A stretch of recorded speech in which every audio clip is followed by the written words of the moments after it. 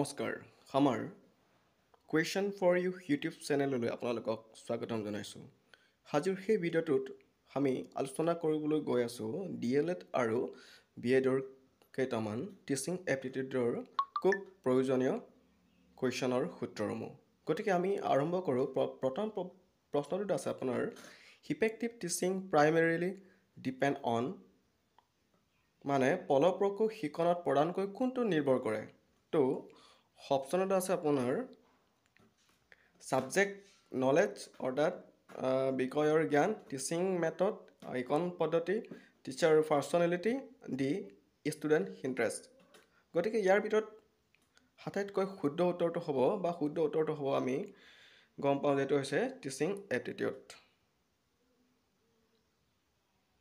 Okay ছেকেণ্ডটো হৈছে আপোনাৰ Which of the following is a characteristic of a good teacher? তলৰ কোনটো এটা ভাল শিক্ষকৰ গুণ তো আমি হিষ্ট্ৰিকনেছ কোনো কঠোৰ হ'ব নালাগিব পাংচুৱেলিটি শৃংখলাবদ্ধ বা নিয়ম থকা লেক অফ কমিউনিকেশ্যন আৰু ডিটো হৈছে বায়াছনেছ অৰ্থাৎ ইয়াৰ শুদ্ধ উত্তৰটো হ'ব পাংচুৱেলিটি অৰ্থাৎ নিয়মানুবৰ্তিতাটো হ'ব অ'কে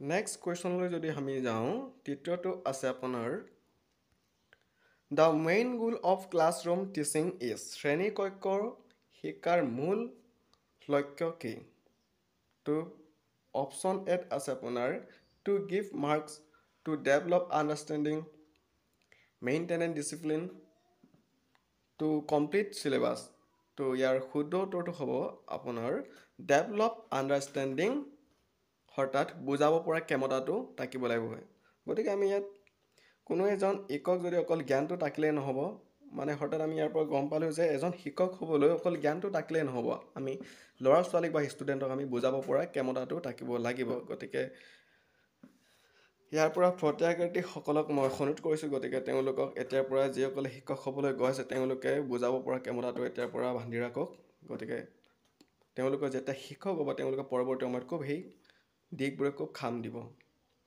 নেক্সট 4 নম্বৰটো আছে আপোনাৰ উইচ টিচিং মেথড ফ'কাছ মোৰ অন ষ্টুডেণ্ট এক্টিভিটি তলৰ কোনটো শিক্ষণ পদ্ধতিয়ে ছাত্ৰ ছাত্ৰীক সক্ৰিয়তাত সঠিক গুৰুত্ব দিয়ে মানে এজন শিক্ষকে কোনো এটা শ্ৰেণীকোঠাত মানে ল'ৰা ছোৱালীক খুব ইফেক্টিভ কৰিবলৈ বা মনোযোগ কৰাবলৈ তলৰ কোনটো শব্দটোৱে বা তলৰ কোনটো অপশ্যনটো খুব এটা শুদ্ধ বুলি বিবেচিত কৰা হৈছে বা বিবেচনা কৰা হ'ব তো অপশ্যন এত আছে আপোনাৰ lecture method project method dictation method rote learning ইয়াৰ শুদ্ধ উত্তৰটো হ'ব আপোনাৰ প্ৰজেক্ট মেথড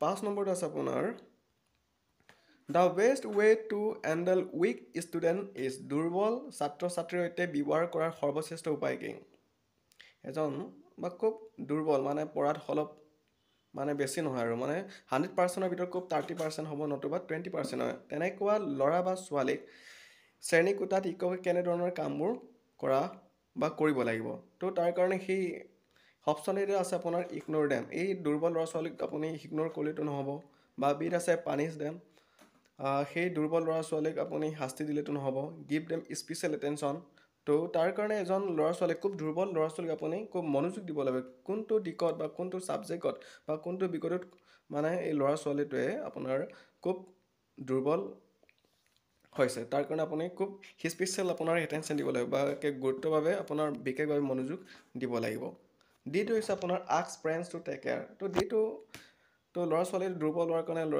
আপোনাৰ অভিভাৱকক সুধিলেতো নহ'ব তো তাৰ কাৰণে আপোনাৰ অপশ্যন চিটোৱে হ'ব নেক্সট 6 নম্বৰ এজন শিক্ষক শিক্ষয়িত্ৰী হোৱা উচিত এইটো অলপ অসমীয়াটো অলপ ভুল হৈছে তাৰ কাৰণে আপুনি ইগন'ৰ কৰিব এইটো চেণ্টেন্সটো এ টিচাৰ শুড বি এজন শিক্ষক কেনেকুৱা ধৰণৰ হোৱা উচিত হ'ব লাগিছিলে মানে অপশ্যন এত আছে ৰিজিড ইনফ্লেক্সিবল ডেম'ক্ৰেটিক এৰগেণ্ট ইয়াৰ শুদ্ধ উত্তৰটো হ'ব আপোনাৰ ডেম'ক্ৰেটিক মানে আপোনাৰ স্বাধীনতাত ৰাখিব লাগিব অৰ্থাৎ আমি যেনেকৈ গণতন্ত্ৰ বুলি কওঁ গণতন্ত্ৰত স্বাধীনতাত যেনেকৈ এজন নাগৰিকে খুব কিছুমান স্বাধীনভাৱে কৰিব পাৰে ঠিক এজন শিক্ষকো কৰিব পৰা থাকিব লাগিব বা কৰিব পাৰিব লাগিব নেক্সট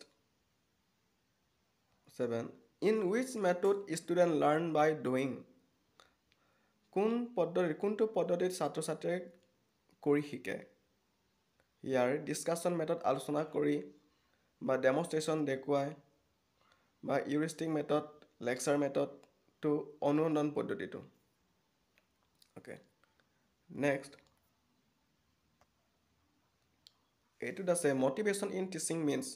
শিক্ষণত প্ৰেৰণা বুজায়। Option A pressure from teacher, এইটো নহ'ব। এনকাৰেজিং ষ্টুডেণ্ট, এইটো এটা চান্স থাকে কিন্তু হ'লেও। গিভিং পানিছমেণ্ট, ইয়াত আস্তি দিলেতো নহ'ব। এছাইনিং হোমৱৰ্কটো দিলে নহ'ব। তো তাৰ কাৰণে কি হ'ব লাগিব? এনকাৰেজিং, মানে ল'ৰা ছোৱালী আপুনি উৎসাহিত কৰিব লাগিব কোনো এটা বিষয়ত। আপুনি তাৰ প্ৰতি বা কোনো এটা বিষয়ত যদি আপুনি ডিমটিভেট কৰিলেতো নহ'ব। বা এজন ল'ৰাই যদি মেথছত উইক আছে বা গণিতত দুৰ্বল আছে, গতিকে সেই মেথছতে উইকৰ কাৰণেতো বা এই ল'ৰা ছোৱালীকতো আপোনাৰ গালি দিলেতো নহ'ব। তাৰ কাৰণে আপুনি এনকাৰেজ কৰিব লাগিব বা উৎসাহিত কৰিব লাগিব। নেক্সট 9 নম্বৰ, the purpose of remedial teaching is. অংকুদনাত্মক ইকনৰ উদ্দেশ্য হ'ল টু কভাৰ মোৰ চিলেবাছ, নহ'ব। Next to help weakness student, তো তাৰ কাৰণে কোনো এটা ল'ৰা ছোৱালীক বা আপোনাৰ এই ল'ৰা ছোৱালীক কোনো এটা ভুলত যদি আপুনি সংশোধন কৰিবলৈ আপুনি তাক এই ল'ৰাজনক কি কৰিব লাগিব? আপুনি হেল্প কৰিব লাগিব এটা দুৰ্বল বিষয়ত বা উইকনেছ ছাবজেক্টটোত। তো চিট আছে আপোনাৰ টু গিভ এক্সট্ৰা হোমৱৰ্ক, এইটোতো নহ'ব। ডি টু মেইনটেইন এটেণ্ডেঞ্চ, গতিকে ইয়াৰ শুদ্ধটো হ'ব আপোনাৰ অপশ্যন বি। নেক্সট 10 নম্বৰটো আছে আপোনাৰ the success of teaching is measured by. ইকনৰ সফলতা কেনেদৰে মাপি লোৱা হয়? Option number of topics cover, marks obtain by student, সেইটো নহ'ব। বা মাৰ্কছ অবটেইন, কোনো এটা ল'ৰা ছোৱালীৰ মাৰ্কৰ ওপৰত ডিপেণ্ড কৰি এজন শিক্ষককতো আপুনি ছাকচেছ বুলিতো ক'ব নোৱাৰিব। বা এজন শিক্ষকক যদি আপোনাৰ চিলেবাছ কমপ্লিট কৰাৰ কাৰণে আপোনাক এই শিক্ষক আপুনি ছাকচেছ বুলি ক'ব নোৱাৰিব। ষ্টুডেণ্ট আণ্ডাৰষ্টেণ্ডিং এণ্ড বিহেভিয়াৰ, তো আমি ক'ব লাগিব চিটো খুব আপোনাৰ শুদ্ধ বিকল্প বুলি আমি বিবেচনা কৰিব পাৰোঁ। চি ডিটো ক্লাছৰুমটো নহ'ব। গতিকে আজিৰ সেই ভিডিঅ'টো অকল মাত্ৰ 10টাই, পৰৱৰ্তী সময়ত আৰু ইয়াতকৈ বেছি দিবলৈ চেষ্টা কৰিম। যদি ইয়ালৈকে আপোনালোকে চাইছে তেতিয়া আমাৰ সেই ভিডিঅ'টো লাইক কৰিব আৰু কমেণ্ট কৰিব আৰু ছাবস্ক্ৰাইব কৰিব আৰু আপুনি শ্বেয়াৰ কৰিবলৈ নাপাহৰিব। সেইটো হৈছে খুব নতুন ইউটিউব চেনেল। আপোনালোকে যদি মটিভেট কৰে পৰৱৰ্তী সময়ত আৰু ভিডিঅ' বনাই আমাৰ উৎসাহ থাকিব, যেনেকৈ এই ভিডিঅ'ত আপোনালোকক ক'লোৱেই। আজিলৈ সিমানতেই, ধন্যবাদ।